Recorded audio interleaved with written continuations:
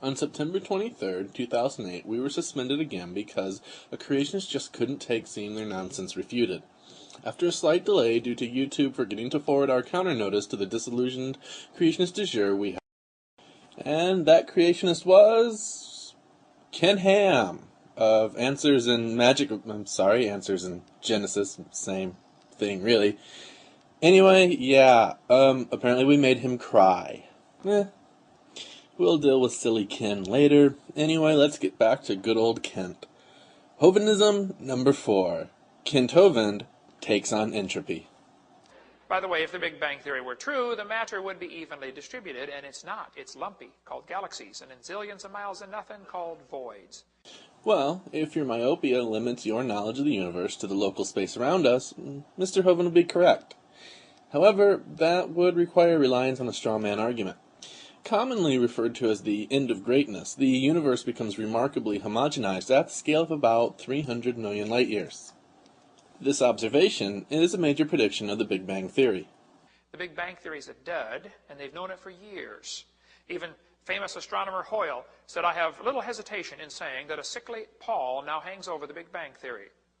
Fred Hoyle coined the term Big Bang as an offhand description of the theory that was competing and ultimately displaced his steady-state hypothesis. They would have thrown it out a long time ago, except they don't have a replacement theory yet. Remember Hoyle from the previous sentence?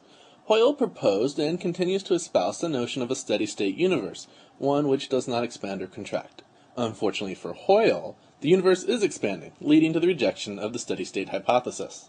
Other than, God did it, and they sure don't want that one. That's not a scientific theory, nor even a theory in the colloquial sense.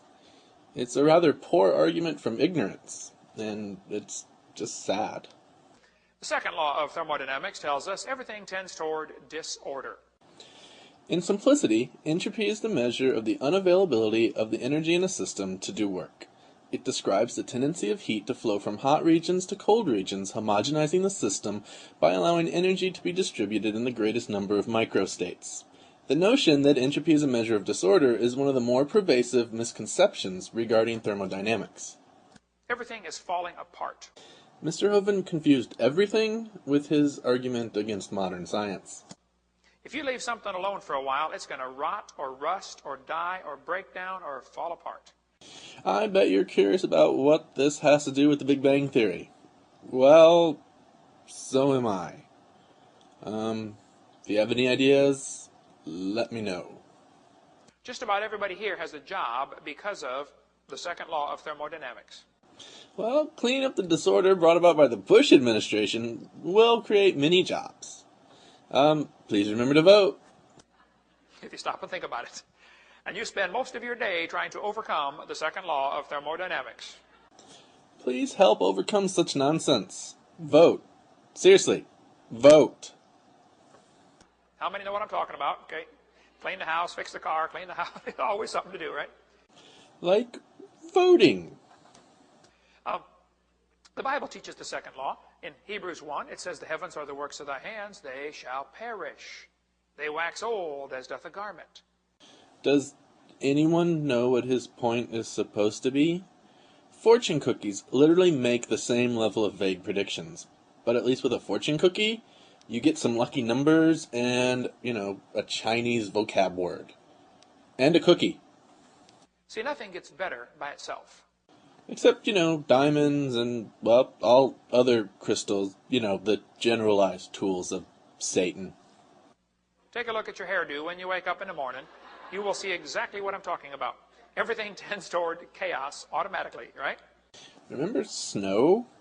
I suppose it's the new tool of the devil, since it apparently contradicts the Bible. But the textbook says, oh, boys and girls, we're getting better. Humans probably evolved from bacteria that lived more than 4 billion years ago.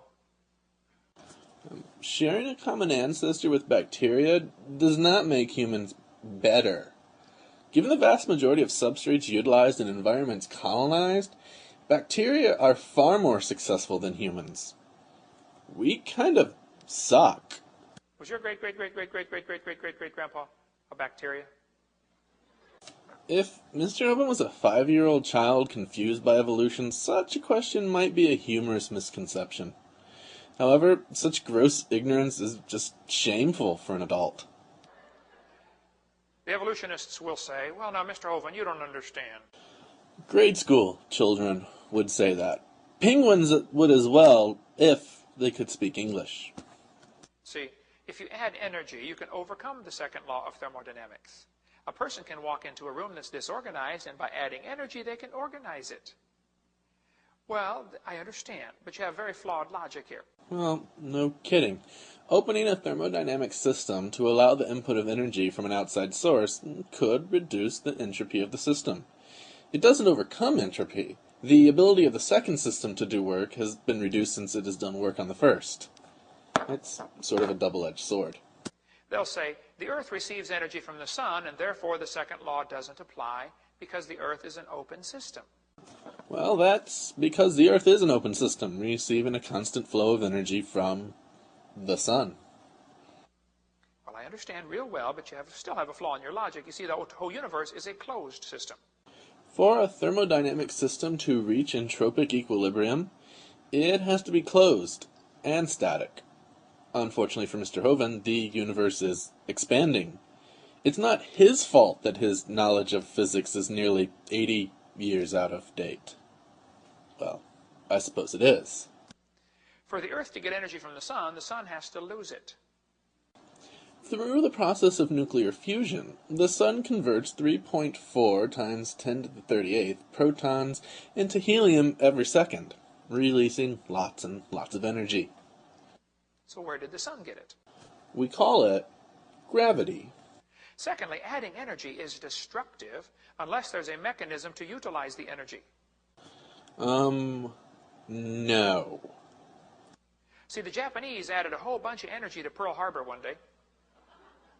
They did not organize anything, did they? Excuse me while I get out my soapbox for a moment. Mr. Hovind is a douchebag.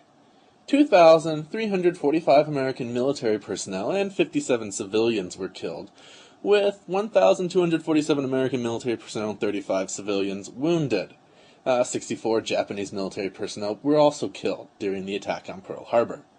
Mocking the deaths of others as a result of war for cheap laughs is not simply insensitive, it's vile and disgusting. We returned the favor a couple years later and added a whole bunch of energy to Hiroshima and Nagasaki. And we did not organize anything over there either. Let's scratch that douchebag part and let's just classify him as an amoral douchebag. 140,000 Japanese were killed in the bombings of Hiroshima. 80,000 were killed in the bombing of Nagasaki. 13 American POWs were also killed by the bombings. The casualties were overwhelmingly of those of non-combatants.